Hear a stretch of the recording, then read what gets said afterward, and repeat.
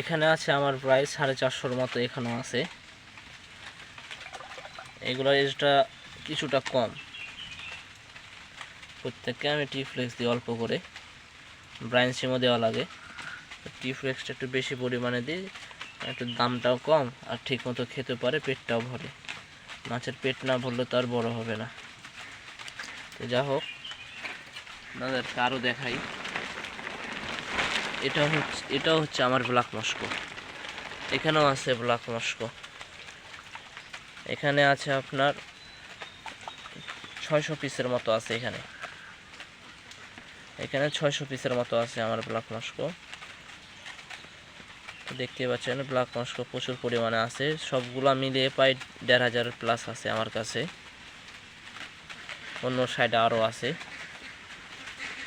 আর এটা হচ্ছে আমার 8 টিভির ট্যাঙ্ক। এটা হচ্ছে আমার 8 টিভির ট্যাঙ্ক। যদি আমি আপনাদের দেখাই বুঝতে পারবেন।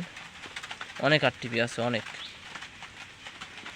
প্রায় আমার কাছে 8 টিভি আছে, 800 থেকে 900 পিসের মতো হবে সব মিলিয়ে টোটাল আছে। তো ভালো পরিমাণে মাছ কালেকশন করার চেষ্টা করতেছি, দেখা যাক কতখানি পারি। প্রথম অনেকগুলা মাছ মারা গেছিল। আমার ব্ল্যাক মস্কোর বাচ্চা প্রায় বাঁচাতে পারি নাই। প্রথমেই মারা গেছিলো প্রায় 800-900 পিসের মতো। 8 টিভি মারা গেছিলো প্রায় 1000-এর কাছাকাছি। যদি সবগুলো বাঁচাতে পারতাম তাহলে অনেক কালেকশন করতে পারতাম। আর আপনাদেরকে আমি আরও দেখাই। এই সাইডে আছে আমার কমেট আছে। এই সাইডে কমেট আছে। এখানে বেশি না, 350 থেকে 400 পিস হবে। কারণ 500 পিস ছাড়ছিলাম, কিছু মারা গেছিল আর কিছু সেল দিয়ে দিয়েছিলাম। এখানে আমাদেরকে আরও দেখাই। এখানেও কমেট আছে আমার। এখানে কমেট আছে। এটা ঠিক গণা নাই, কিন্তু আইডিয়া করে বলা যাবে 500 পিসের মতন আছে সব মিলিয়ে। এটা হচ্ছে আমার গ্রিন কোবরার। এটা হচ্ছে গ্রিন কোবরা। তো এখানে ফ্রাই ব্রুড সবগুলো একসাথে রাখা আছে। তো এখানে টোটাল মিলিয়ে 400-450 পিসের মতন হবে সবগুলো মিলিয়ে, ব্রুড মিলিয়ে। এটা হচ্ছে আমার সান্টা ক্লজ।